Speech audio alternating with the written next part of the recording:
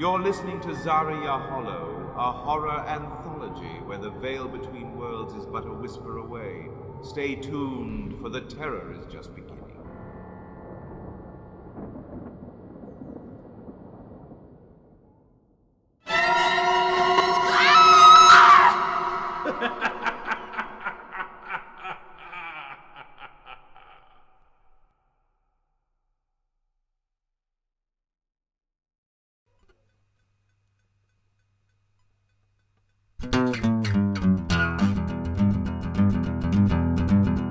Are you in need of reliable and secure transportation for your valuable artifacts? Look no further than Angry Tiger Trucking, the trusted partner for all your shipping needs. At Angry Tiger, we understand the importance of safeguarding your precious cargo. Our team of experienced drivers and state-of-the-art fleet ensure that your artifacts are delivered with the utmost care and professionalism. Whether it's an ancient artifact or a mystical relic, Angry Tiger has the expertise to handle it all. With our secure packaging and specialized handling techniques, we guarantee the safe arrival of your items to their destination. Don't let the challenges of transporting valuable artifacts get you down. Our team of experts is here to ease your worries and provide you with peace of mind. With Angry Tiger Trucking, you can rest assured that your treasures are in the best hands. So when it comes to shipping your artifacts, remember the slogan, don't get Angry Tiger. We pride ourselves on our commitment to excellence, reliability, and customer satisfaction. Angry Tiger Trucking, your trusted partner in the world of artifact transportation. Contact us today and experience the difference of working with the best in the business. Whether it's solar panels going from Texas to Colorado or tractors headed from California to New York, Angry Tiger Trucking has you covered. Angry Tiger Trucking. Don't get Angry Tiger.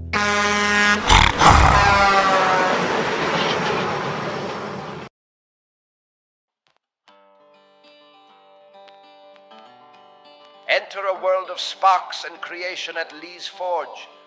Jackson Lee's hammer strikes bring steel to life, transforming it into tools of strength and beauty. With skill and precision, Lee's Forge embodies the marriage of fire and metal. In the heart of our town stands a beacon of healing and compassion, Dr. Edward Peabody's medical practice. With a steady hand and a caring heart, Dr. Peabody tends to the ailments of body and spirit. Whether it's mending broken bones or soothing troubled souls, his dedication shines through. Trust in the wisdom and care of Dr. Edward Peabody's healing touch. At Dr. Peabody's practice, you're not just another patient, but a valued member of our close-knit community. With decades of experience, Dr. Peabody listens, diagnoses, and heals with unwavering commitment. From the first breath to the last, Dr. Peabody has been a steadfast presence in our town's journey through life's ups and downs. His knowledge is matched only by his empathy, ensuring that each visit is not just a medical encounter, but a heartfelt connection. Visit Dr. Peabody's practice today and experience the comfort of a healing touch that has stood the test of time. Indulge your passion for knowledge and immerse yourself in the world of stories at Clarence Mims' bookseller. Your haven for literature, imagination, and endless discoveries. Nestled in the heart of our town, Clarence Mims' quaint bookshop beckons book lovers and curious minds alike. Step through our doors and into a world where the smell of ink and paper dances in the air, and shelves are adorned with the wonders of countless authors and tales.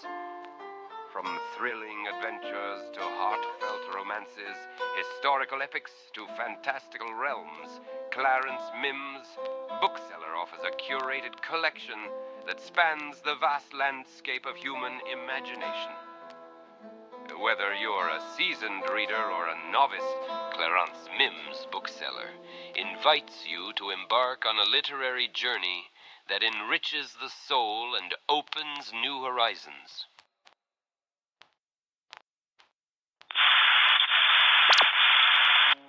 Welcome to Adeline Thornway's Spice, tea and herb company, where the aroma of exquisite flavors invites you to embark on a journey of taste and delight. Step into a world of sensory enchantment, where every blend tells a story and every sip is a moment of pure indulgence. Our carefully curated collection of spices, teas, and herbs takes you on a global expedition from the bustling markets of the Orient to the fragrant gardens of the Mediterranean. Discover the art of crafting unique flavors that transcend time and place, and let our products be your passport to a world of culinary wonders.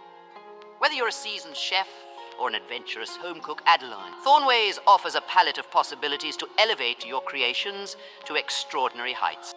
Embrace the flavors of a bygone era and infuse your dishes with a touch of enchantment.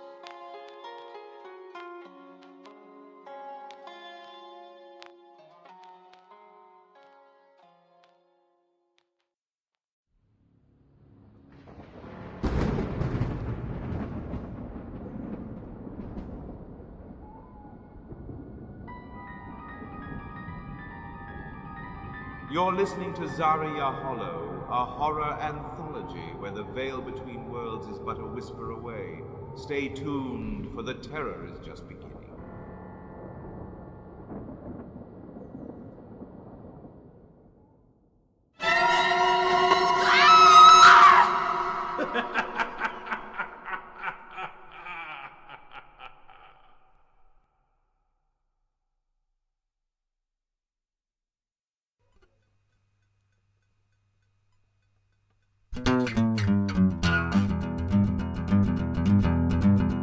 Are you in need of reliable and secure transportation for your valuable artifacts? Look no further than Angry Tiger Trucking, the trusted partner for all your shipping needs. At Angry Tiger, we understand the importance of safeguarding your precious cargo. Our team of experienced drivers and state-of-the-art fleet ensure that your artifacts are delivered with the utmost care and professionalism. Whether it's an ancient artifact or a mystical relic, Angry Tiger has the expertise to handle it all. With our secure packaging and specialized handling techniques, we guarantee the safe arrival of your items to their destination. Don't let the challenges of transporting valuable artifacts get you down. Our team of experts is here to ease your worries and provide you with peace of mind. With Angry Tiger Trucking, you can rest assured that your treasures are in the best hands. So when it comes to shipping your artifacts, remember the slogan, don't get angry Tiger. We pride ourselves on our commitment to excellence, reliability, and customer satisfaction. Angry Tiger Trucking, your trusted partner in the world of artifact transportation. Contact us today and experience the difference of working with the best in the business. Whether it's solar panels going from Texas to Colorado or tractors headed from California to New York, Angry Tiger Trucking has you covered. Angry Tiger Trucking. Don't get angry Tiger.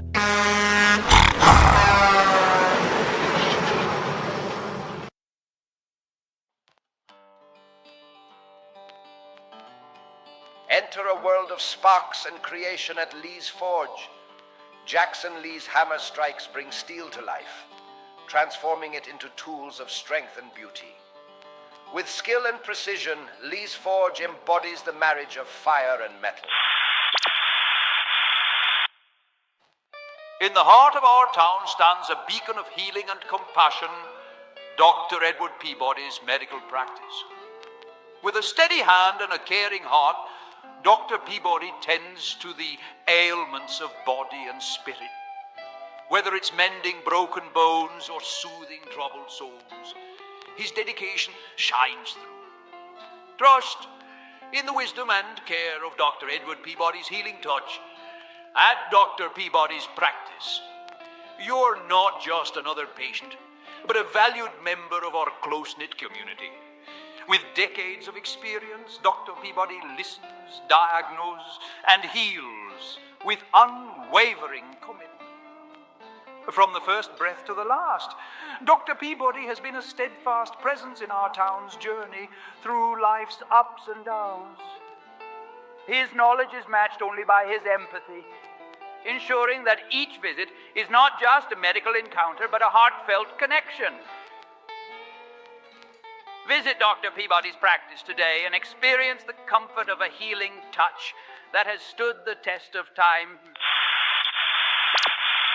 Indulge your passion for knowledge and immerse yourself in the world of stories at Clarence Mim's bookseller.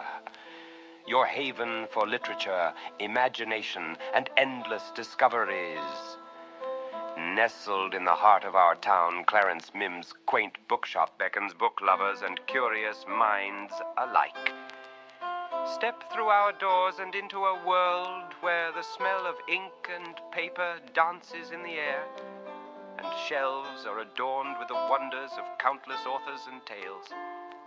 From thrilling adventures to heartfelt romances, historical epics to fantastical realms, Clarence Mim's bookseller offers a curated collection that spans the vast landscape of human imagination.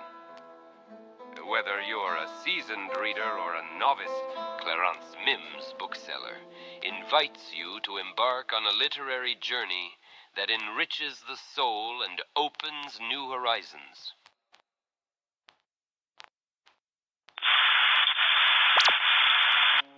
Welcome to Adeline Thornway's Spice, Tea and Herb Company, where the aroma of exquisite flavors invites you to embark on a journey of taste and delight. Step into a world of sensory enchantment, where every blend tells a story and every sip is a moment of pure indulgence. Our carefully curated collection of spices, teas, and herbs takes you on a global expedition from the bustling markets of the Orient to the fragrant gardens of the Mediterranean. Discover the art of crafting unique flavors that transcend time and place, and let our products be your passport to a world of culinary wonders. Whether you're a seasoned chef or an adventurous home cook, Adeline Thornway's offers a palette of possibilities to elevate your creations to extraordinary heights.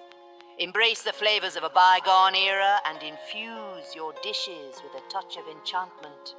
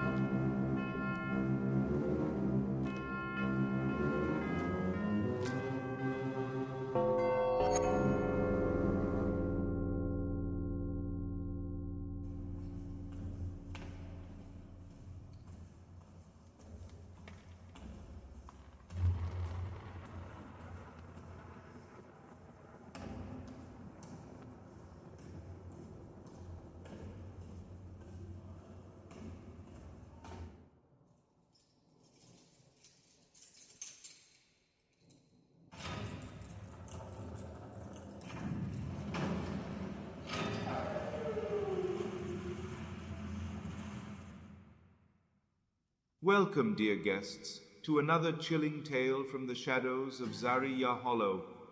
I sense you're ready for a journey into the enigmatic, a journey where the line between the living and well, let's just say the other is blurred. Please, step inside. You have come on an interesting night tonight. The air is thick with the whispers of secrets, and the wind carries a melody of forgotten stories.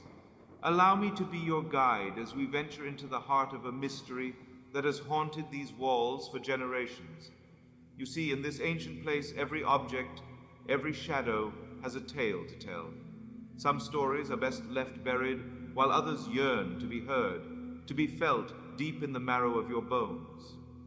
Keep your senses sharp, for we're about to uncover a narrative that holds echoes of the past and perhaps a glimpse into the future.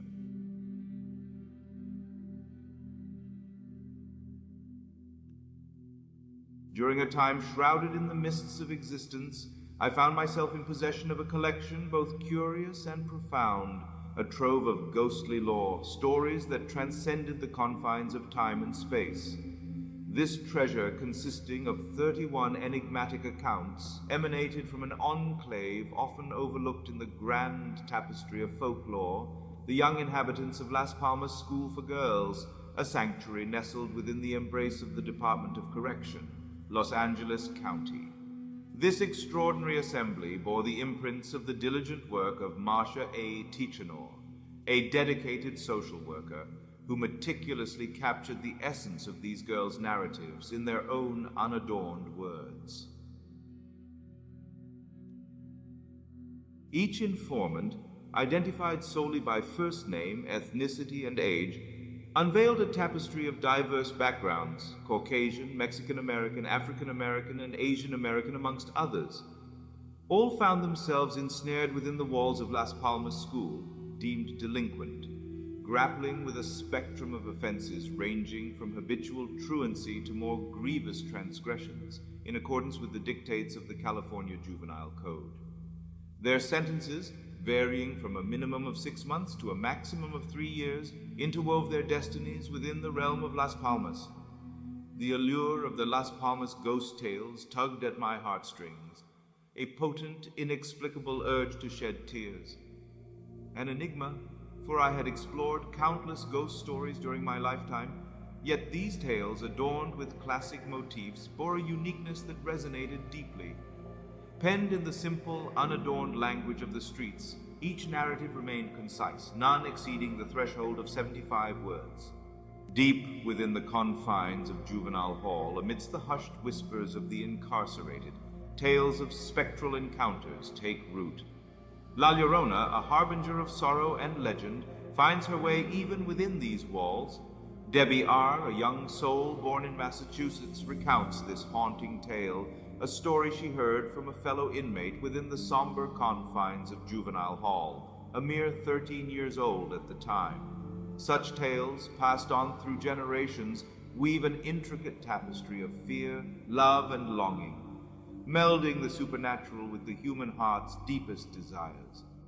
An ethereal lady draped in long white veil and robes, she drifts through the hills, her attire forever in motion, even when the wind stills. A husband's demise at her hands is her burden, and she seeks solace among men, yearning for a new union, while lying by the grave of her ill-fated love.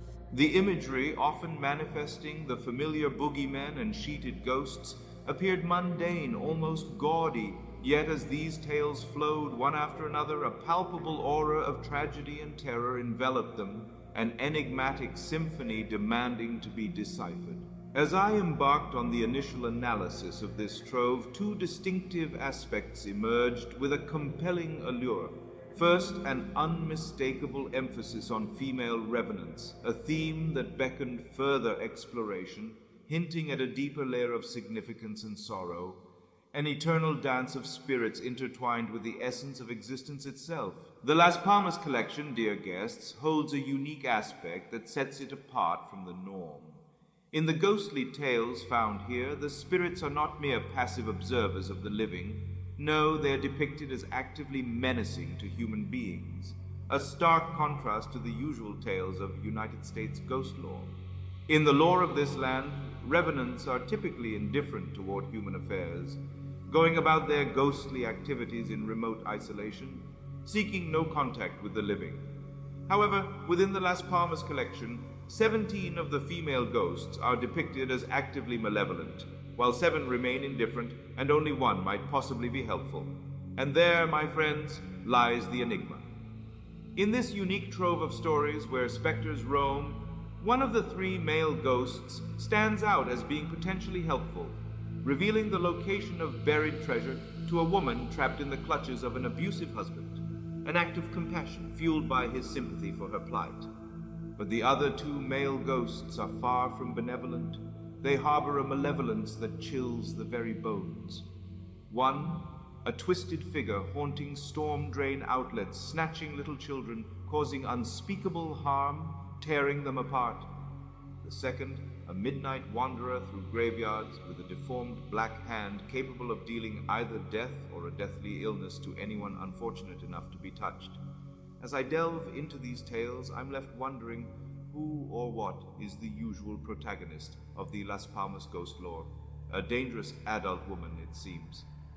But, dear guests, we must ponder what mysteries lie beneath this sinister theme.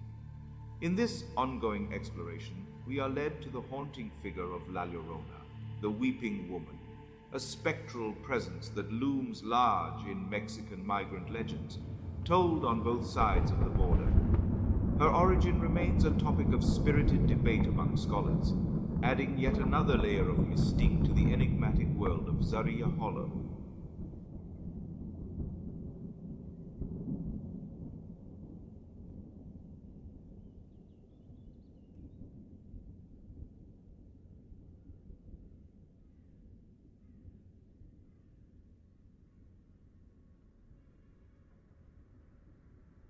In the heart of Montreal, a spectral legend known as La Femme Qui Pleure, the crying woman, weaves her ethereal presence through the city's rich history, a tale that intertwines the threads of forbidden love, betrayal, and the haunting echo of timeless tragedies.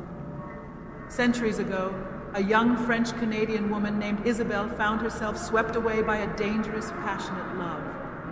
She had captured the heart of Etienne, a dashing riverboat captain who sailed the St. Lawrence River with a fearless spirit, reminiscent of legendary heroes. Their love bloomed in secrecy, a fragile flame that defied the confines of societal expectations. Unbeknownst to Isabelle, Etienne was already bound in marriage to another, a truth that shattered her world. The revelation of his deceit was a blow she could not bear, and as the storm clouds gathered on a fateful night, a tempest of anguish raged within her heart. The wrath of hell burning in her bosom, death and destruction was all she could see. Isabelle had borne Etienne's children, twins who carried the burden of their father's actions. In a fit of madness and despair, she made a harrowing decision that would forever haunt her soul. She stood by the banks of the St. Lawrence River, her tears mingling with the rain, as she clung to her innocent infants, driven to depths of despair that defied reason. With a heavy heart and a mind unhinged, Isabelle plunged into the unforgiving waters, her beloved twins in her arms. All were drowned. Isabelle's spirit emerged from the depths of the river, eternally bound to the water's edge, her heart forever burdened by the weight of her actions. Cloaked in a flowing white dress, her face hidden by tears, she wandered the city's alleys and riverfronts, her presence a testament to the depths of love and loss. She is La Femme Qui Pleure, the weeping specter who searches for her lost children and laments the choices that led to their tragic end. Through the passage of time, the legend of La Femme Qui Pleure found its place within Montreal's collective lore, whispered in the shadows as a poignant tale of love's heartache, a reminder for the young and impressionable. Esme Levine, in the tender years of her youth, first encountered this haunting saga from her grandmother, who had herself glimpsed the spectral figure by the mist-laden riverbank. On a rain-soaked evening, peering through a window blurred by the elements, she bore witness to the ethereal apparition, a moment that etched the ghostly visage of La Femme Qui Pleure onto Esme's impressionable heart. Thus, a connection was woven between the enigmatic presence and the timeless themes of ghost stories, tragic love affairs, and the struggles of fallen women. The night transforms into a nightmarish tableau. a canvas painted with the relentless brushstrokes of rain, a ceaseless downpour that washes the very edges of reality. Thunder rumbles in the distance, a haunting percussion in a symphony of darkness. Within the opulent cocoon of her bed, Esme Levine lies ensnared, a captive audience to a swirling dance of dread. The room is veiled in a spectral luminescence cast by the flickering gas lamps, each quivering flame casting elongated shadows that dance along the walls, conspirators in an ethereal ballet. His serpent slithers down Esme's spine, leaving goosebumps in its wake, a sensation that's not just physical, but a primordial whisper from the shadowed recesses of the soul. The air takes on an ethereal chill, a spectral grip that wraps itself around the room, creating an uncanny stillness, a silence pregnant with anticipation, a canvas that awaits the brushstrokes of the Wailing's dread-filled masterpiece. It's a sound that is both here and beyond, an echo from a spectral realm that defies time and reality, a cosmic cry that demands acknowledgement. The wail is more than a sound. It's a lament, a dirge carved from the very fabric of existence itself, piercing through the veils that separate the living from the dead. It is the sound of raw anguish, a symphony of pain and torment that resonates in the very marrow of Esme's bones, rattling her essence like a tempest unleashed. The room morphs into a vessel, bearing witness to the weight of the wailing woman's sorrow, a sorrow so profound, so all-encompassing, that it defies the boundaries of time and mortality. In the tumultuous heart of the tempest, the wail metamorphoses into a harbinger of the unfathomable, a conduit that bridges the chasm between the worlds of the living and the dead. It is a wail that echoes through the ages, a lament that transcends the limitations of language and culture, a primal cry that defies the very fabric of the cosmos. In that moment, Esme isn't just a witness. She becomes a vessel, a channel through which the wailing woman's boundless anguish finds its chilling voice once more. A voice that pierces the veil between the realms, resonating with the haunted whispers of the afterlife.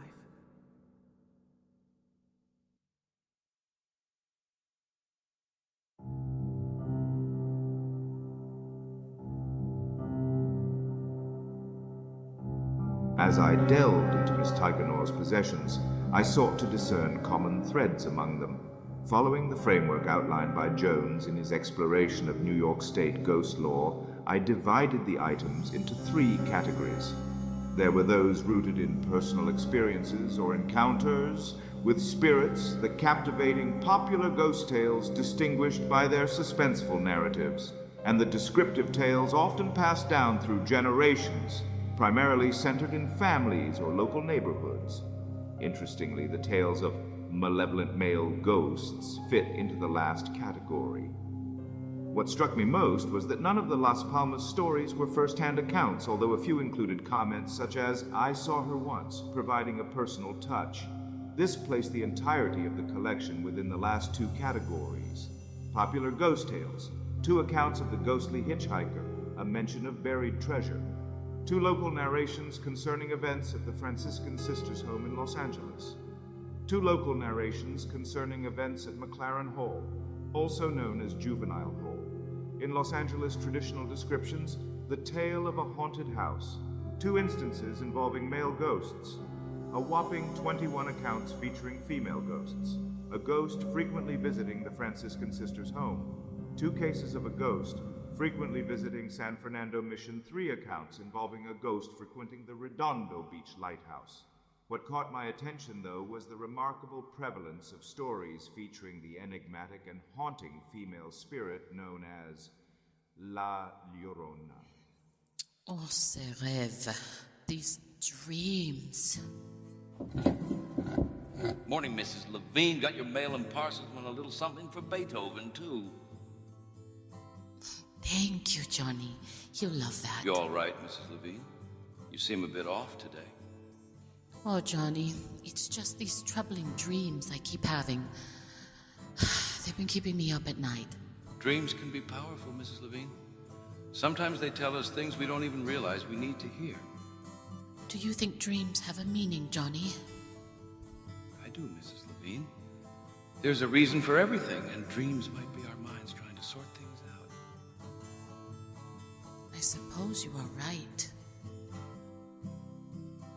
It's just these dreams have left me feeling uncertain. Like something is not right. You know, there's someone in town who might be able to help. Madame Ruth, she's got away with the spirits, they say. Might be worth talking to her about your dreams. Madame Ruth? Is she some sort of fortune teller? More like a spiritual guide, Mrs. Levine. She's been through her own share of struggles and found solace in connecting with the spirits. She's a good soul. You might find some comfort talking to her. Connecting with the spirits? It won't hurt to give it a shot, Mrs. Levine. Sometimes we find answers in the most unexpected places. It does sound intriguing. I might give it a try. Always here to help, ma'am. Now, I've got more deliveries to make. Take care, Mrs. Levine. You too, Johnny. Thank you again.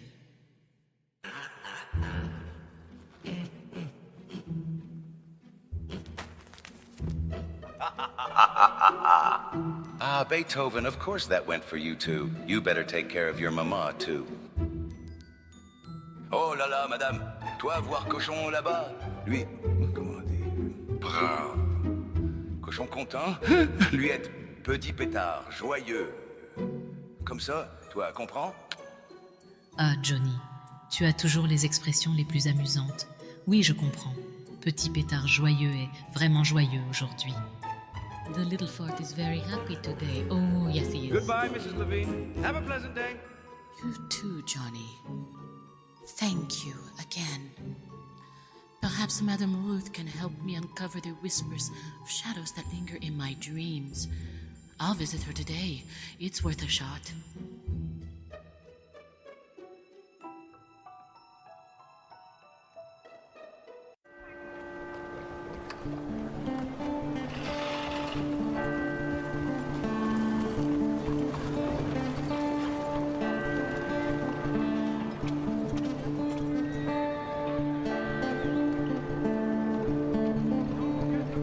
As Esme traverses through the bustling streets of Shadowbrook Camp, a vibrant tableau of life unfolds around her. The sun, casting its warm embrace, bathes the wooden structures in a golden glow, while the flickering dance of shadows plays upon the facades, as if sharing long-held secrets.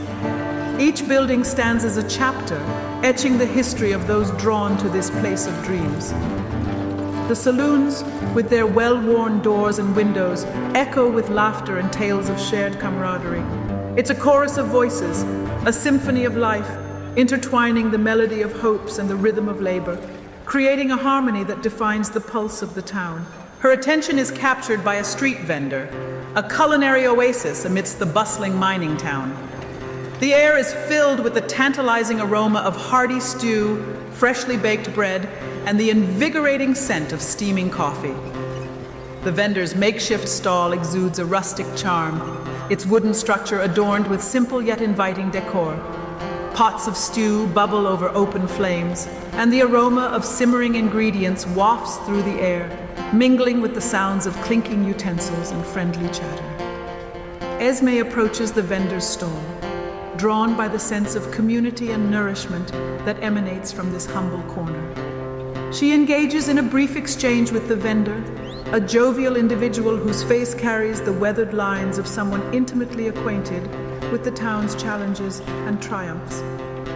In response to Esme's request, the vendor skillfully portions out a pot of hearty stew, slices a generous piece of freshly baked bread, and pours a steaming carafe of robust coffee.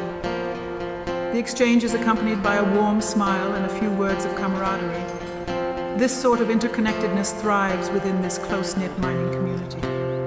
With her meal secured in hand, Esme continues her journey along the dusty path.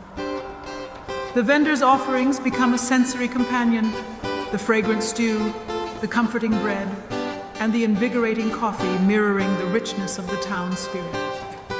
As the ambient sounds of the town's activities envelop her once more, Esme carries not just sustenance, but the essence of Shadowbrook Camp, the resilience, unity, and determination that define its very soul. With each step forward, her destination, the enigmatic haven of Madame Ruth, draws nearer. Madame Ruth's shop stood as a whispered secret, nestled along the bustling streets of Shadowbrook Camp, bearing the quiet history of a former bordello. The exterior bore the traces of a bygone era, a silent testament to the stories and enchantments woven within its walls. The building, a weathered yet elegant structure, had seen its fair share of nights bathed in moonlight and whispered desires. The facade, adorned with intricate woodwork and elaborate carvings, seemed to hold the echoes of lives lived in the shadows, yearning for both intimacy and escape. As Esme approached the doorway, the very essence of the building seemed to beckon her, whispering tales of evenings filled with laughter, intrigue, and the secrets shared between its walls. Faint traces of fading paint hinted at long-lost allure, now replaced by an enigmatic charm that resonated with those who sought a connection to the unseen. The windows, framed with ornate curtains, gently swayed with the rhythm of the breeze, casting playful shadows that danced upon the dusty path. The vibrant colors of exotic trinkets, displayed with care on the windowsill, called out like promises of revelations to come, inviting passers-by to step into a world where mysteries unveiled themselves. A delicate ironwork sign, bearing the name Madame Ruth's Mystical Wonders, hung above the entrance, its graceful script promising the mystical journey that awaited those who dared to venture inside. The bell above the door, weathered and ageless, jingled softly as Esme's fingers brushed it, announcing her presence as if granting her entry into a realm of enchantment. The building seemed to exhale history, each creak of the wooden floor and every intricate carving on the porch railing whispering tales of nights filled with laughter, whispered conversations, and the soothing melodies of music that once graced its rooms. Though the passage of time had transformed this former bordello into a haven of mystical wonders, it held a kind of beauty, a resolute charm that whispered of embracing the shadows, of finding solace in the embrace of a past tinged with enigma. As the door creaked open, revealing the mysteries that lay within, Esme felt the very air shift, embracing her with a sense of anticipation. It was as if the building itself held the key to unveiling the secrets that nestled within the depths of her dreams, and Madame Ruth's shop stood as a guardian of the unknown, waiting to weave its magic upon the canvas of her life. Madame Ruth, a figure of ethereal grace, greets Esme with a knowing smile that seems to reach into the very depths of her being. Esme's unease is met with a soothing presence, a balm for the uncertainties that have led her here. Welcome, seeker of the extraordinary, to Madame Ruth's mystical wonders. Enter freely, leave with the wisdom of hidden realms, and may your presence grace our space with a trace of the joy you carry. Oh, my dear, you've brought sustenance with you. How thoughtful. That is a gesture that speaks of kindness and consideration. Thank you, my dear. Let me fetch some cups and bowls for us. I just happen to have some fresh butter from the farmer by the lake. Madame Ruth disappears momentarily into the depths of the shop, leaving Esme to absorb the surroundings. The air is rich with the scents of exotic herbs and the gentle flicker of candlelight. As the clinking of cups and saucers reaches her ears, Madame Ruth returns, her hands carefully cradling the necessary items. Now, let's enjoy this meal together. You know, coffee is more than just a drink. In the realm of the spirits, it's considered an offering, a way to invite their presence and seek their guidance. Coffee holds a special significance in various cultures and traditions. Its aroma is believed to carry messages to the spirits, and its warmth can create a bridge between our world and the unseen. As we partake, we extend an invitation to those who walk the realms beyond our senses. Coffee as a means of communication with the spirits? It's intriguing. You see, I'm remembering how my grandmother used to prepare a cup of coffee for ceux qui ne pouvaient pas venir, those who couldn't come. It was a quaint tradition, a gesture to remember the absent. But it's fascinating to think that coffee could have a deeper significance, bridging the gap between our world and the unseen realm, a way of extending hospitality to spirits and making them comfortable. Her own unique way, she was preparing me for this very moment. And you, my dear, are on a path of discovery. Your dreams, your visions, they are threads woven into the tapestry of something greater. With each step you take, you unravel new layers of understanding. Such is the nature of seeking answers that lie beyond the ordinary. But fear not, for you're not alone on this journey. Madam Ruth, there's a tale that's been etched into my memory since childhood. A story that my grandmother shared with me. It's about a ghost, a renowned specter that lingers in the heart of Montreal. I still remember when she told me the story, her voice carrying the weight of history and secrets. The rain tapped against the windows with a rhythm all its own, a gentle cadence that seemed to carry the weight of stories from another time. In the cozy haven of my grandmother's parlor, the flickering candles cast dancing shadows upon the walls, weaving a tapestry of mystery and intrigue. Esme, my grandmother's voice was soft, melodious blend of English and French. Viens assis-toi avec moi. J'ai une histoire à te raconter. I nestled into the armchair, my eyes wide with anticipation.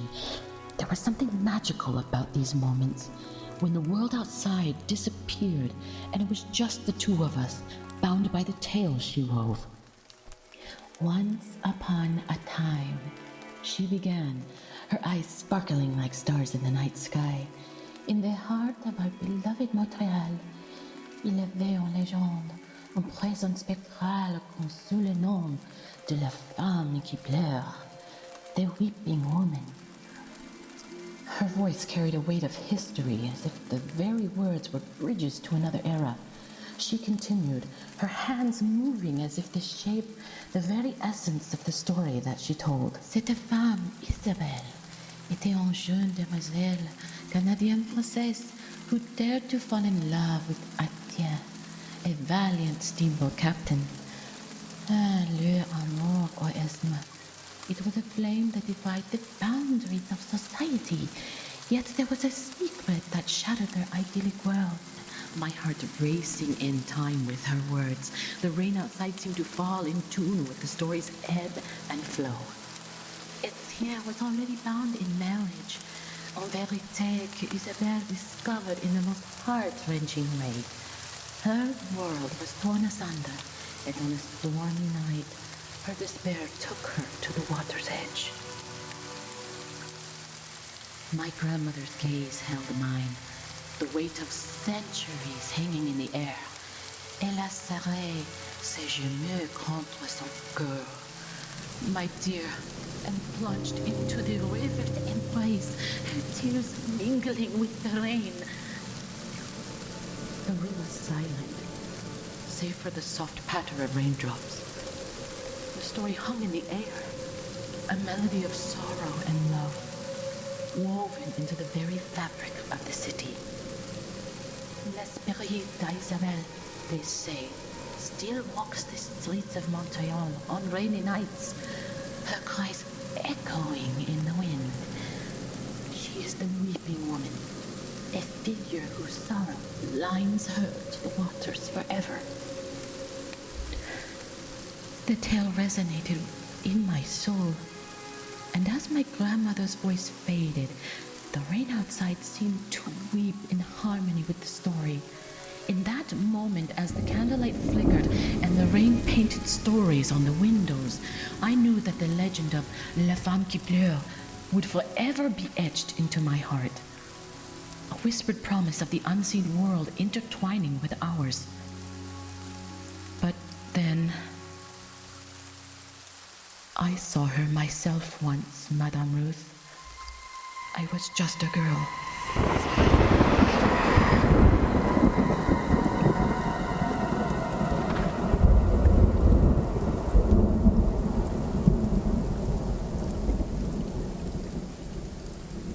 The night enveloped us in its tranquil embrace. Raindrops weaved a delicate symphony against the window panes. The enchantment of the ballet lingered, and within the comforting haven of a charming cafe, my father and I sought refuge from the chill of the evening. Seated in a quiet corner, the gentle glow of candlelight played upon my father's features, casting a knowing gleam in his eyes. A smile, both tender and seasoned by life's mysteries, graced his lips, a silent testament to the unspoken bond we shared. Her laughter danced like whispers, a secret language woven between us. Yet, as the rain painted liquid patterns on the window, my gaze wandered beyond our table, drawn to the world outside. Amidst the mist stood a figure cloaked in an aura of ethereal light, unlike anything I had seen before.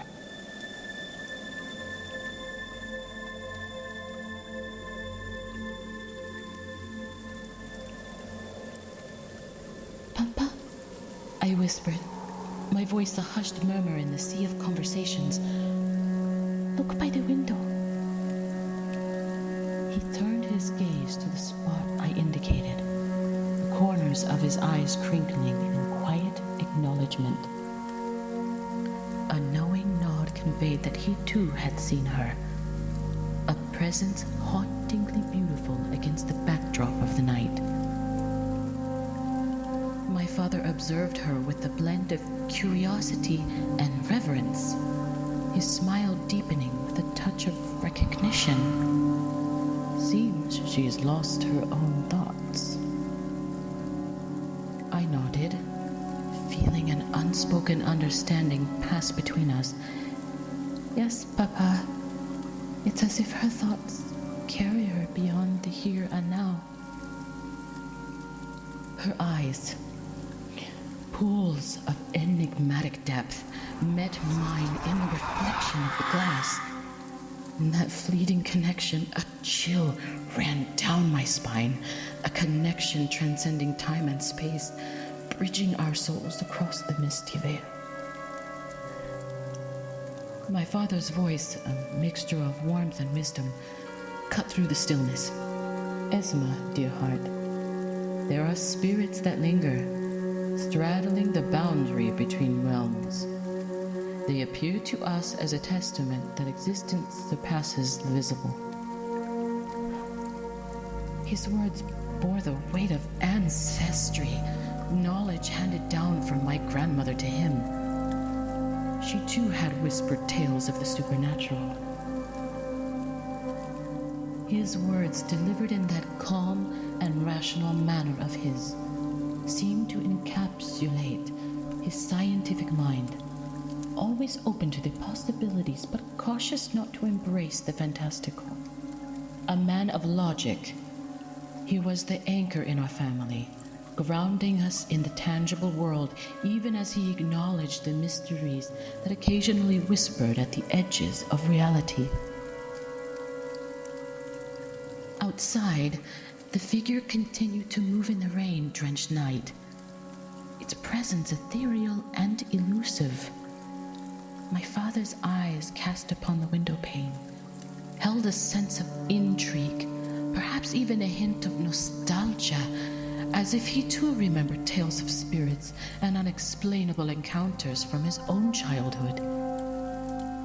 Meanwhile, my own heart raced with a mixture of awe and trepidation. For me, this was not just a whimsical notion. It was a connection, an affirmation of stories passed down through generations. My grandmother's voice echoed in my mind, her tales of Femme Qui Pleure, taking on a new life in the presence of this enigmatic figure. As the rain outside whispered its secrets and the world beyond the cafe window continued its dance of shadows and mist, a bond formed between father and daughter, a shared understanding woven with threads of skepticism and belief, the ordinary and the extraordinary, creating a tapestry of experiences that connected us to the unknown stories of the past and the mysteries that still whispered in the corners of our lives. He leaned back in his chair, his gaze fixed on the window where she had stood. Esme, my love. Some stories intertwine so deeply with time that they resurface at moments like these. Approach them with reverence, for they carry the echoes of forgotten narratives. The rain outside continued its soft serenade. The cafe, an oasis where ordinary and extraordinary converged. In that ordinary yet extraordinary instant, my father offered me a glimpse into the enigmas shaping our destiny. A puzzle spanning generations, weaving threads between the living and the beyond.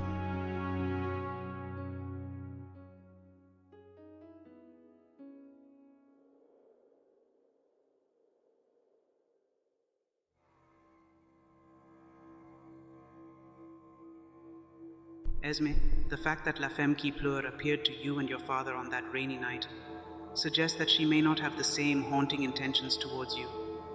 If she were to wish to haunt you, surely she would have made her presence felt long before now. It's possible that your encounter with her had a different purpose, one that touched her in some way. And besides, your kindness and respect towards her story and memory might have earned you a different sort of connection. However, I fear there might be another spirit whose presence is causing the unsettling dreams you've been having. Have you ever heard of La Llorona? Is this who you think I am seeing? What can you tell me about her? It is said that among the myriad shadows that dance through the night streets, she is the most dreaded of all, more fearsome even than the fiery cow, Vaca de Lumbre, that gallops through the streets of San Pablo with flames and sparks at midnight. For the fiery cow, though dangerous in appearance, brings no harm. Yet La Llorona, she is a danger herself. Should you chance upon her in the stillness of the night, when her cries for her lost children are silent, she appears quite respectable. She wears her white petticoat and white reboso, an odd sight, and one might think it safe to speak with her. But beware, for whoever dares to speak to her, at that very instant, their life is taken. Soon, tales spread of the wailing woman who haunted the nights. People ventured out at midnight, fearful yet curious, hoping to glimpse her figure, but none succeeded, for she could only be seen when the streets lay deserted and she stood alone. She would sometimes approach a slumbering watchman, rousing him with a question, "What time is it?" He would find a woman in white, her reboso concealing her face, standing by his side. "It is 12 hours of the night," he'd reply. She would then lament, "At 12 hours of this day, I must be in Guadalajara, or San Luis Potosi, or some distant city." In her agony, she'd cry out, "Where shall I find my children?" And in an instant, she would vanish, leaving the watchman numb and lifeless. This fate befell many watchmen, who reported their experiences to their superiors, only to be met with disbelief. But one fateful night, an officer of the watch encountered her near the church of Santa Anita. He tried to engage her, urging her to unveil her face. In response, she revealed her visage, a skull affixed to a skeleton. A chilling breath escaped her skeletal jaws, freezing the officer's very blood. He collapsed in a deathly swoon, and though he revived, his life swiftly faded away. What astounds me is that La Llorona's presence can be witnessed by different souls in places far apart. One might see her at the cathedral's atrium, another near the Arcos de San Cosme, and yet another by the Salto del Agua. She has been spotted in Monterrey, Oaxaca, and Acapulco in a single night, spanning our vast land. Anyone who converses with her in those distant places meets a fearful end, and she's not confined to the city. Travelers on lonely roads have met her, only to be driven to madness. Her fame and fear are widespread, my dear. Few now dare to stop her when they chance upon her, avoiding her gaze. It's fortunate, for only a few now meet their end by her hand. Yet her wails and footsteps echo often, particularly in stormy nights. I too have heard her footsteps and her cries, but I've never seen her. May the spirits forbid that I ever shall.